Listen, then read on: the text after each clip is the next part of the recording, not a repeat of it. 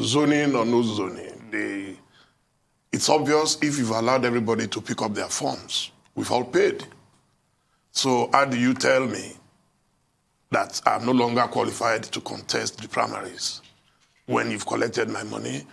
I read somewhere that Alhaji Atiku Abubakar has already submitted his forms. So are you going to ask him to pull them out? It's not going to happen. His money can be returned. It's not going to be as simple as that. So, and I mentioned this when I purchased my form, that it's like we've put the cart before the horse. What they should have done was to settle the issue of zoning, then you start selling the forms. That way, you avoid the bitter acrimony that we see right now.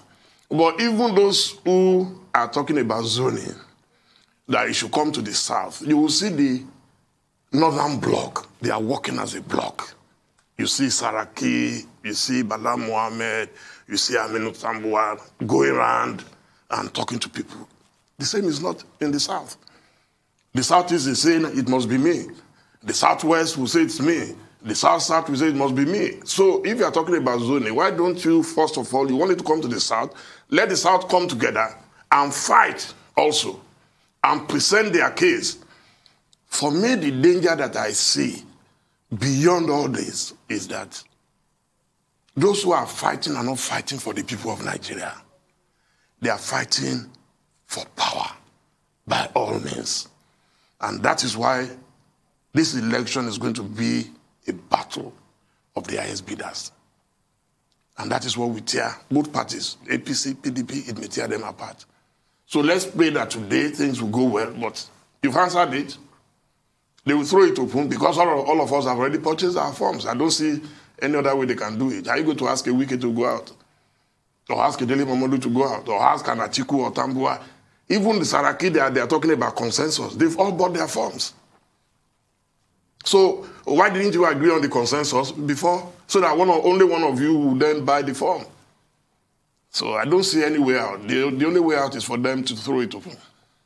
So we can't expect what we saw with the APC convention when the chairmanship aspirants had their money refunded when they bought their form. That's my first question. My second question, you raised this point about the South not working in concert the way the Northern aspirants are doing. What efforts have you made to bring about a consensus for the South? Have you tried?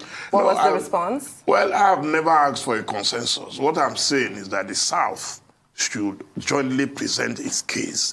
You see, when you stand alone, you lose more.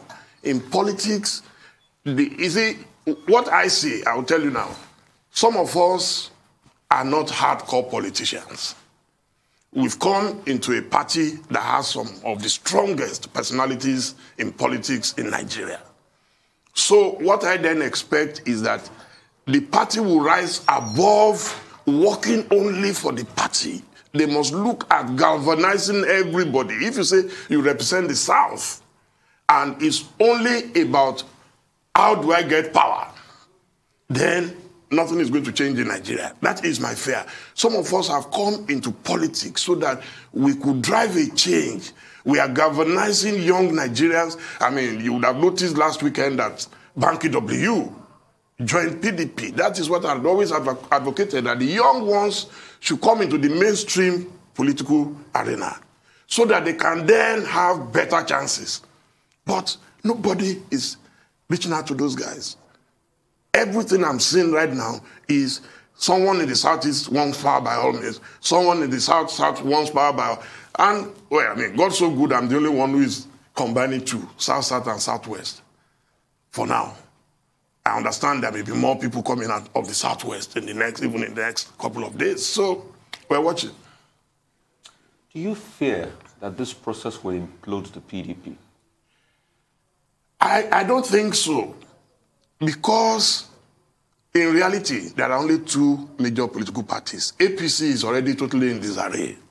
That's my opinion. But the PDP too is in disarray. No. Even in splinters. No. PDP, trust me, is still much more together. What you have in APC now is not a democracy.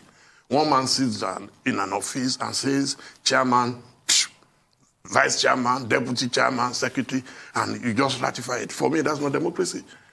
PDP will allow everybody who is interested to run. That's what I believe they will do. So what if they zone it to the north, for instance, and they say, Alhaji Atiku Abubakar, it's your turn again?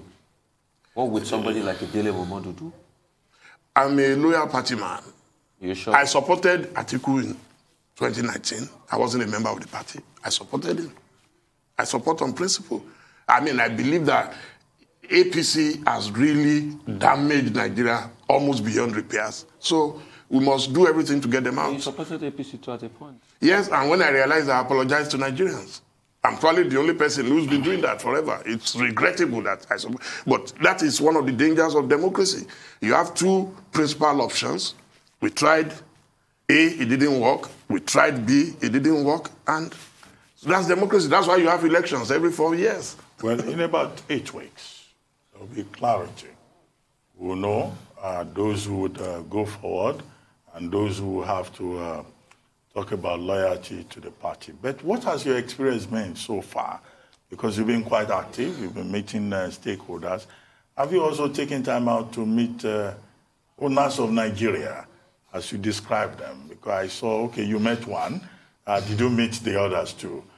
Because you wrote a piece saying that there are some people who are owners of Nigeria. No, I mentioned it on your program here. Okay. No, you also wrote a piece yes. this day, right, on Saturday, to say some people own this country. Have you confirmed that indeed there are owners of Nigeria? And what's the state of play with regard to this process and those owners? You see, there is no question that there are owners of Nigeria. I mean, that theory I first propounded as far back as 1998, 99. I've met one of them, and that's former President Olusegun Obasanjo. The others that I've not met, I've always been in touch with them. You see, the sad part of this thing is that politicians only go to visit people only when they need votes. So the difference between me and politicians is that I already had an existing relationship with people, including those who have wronged me in the past. If you talk about IBB, under IBB, I was in detention. If you talk about Abacha, I was in exile. But that has not stopped me from being nice to them. You follow me on Instagram. Yesterday, I posted a tribute from former President Babangida when I turned 60. I mean, anybody listening to that will know that if I go to him today, I'm just going to pay a visit. It's not that I'm not going to convince him. Whatever I'm telling them now is not new to them. They know about our individual personalities.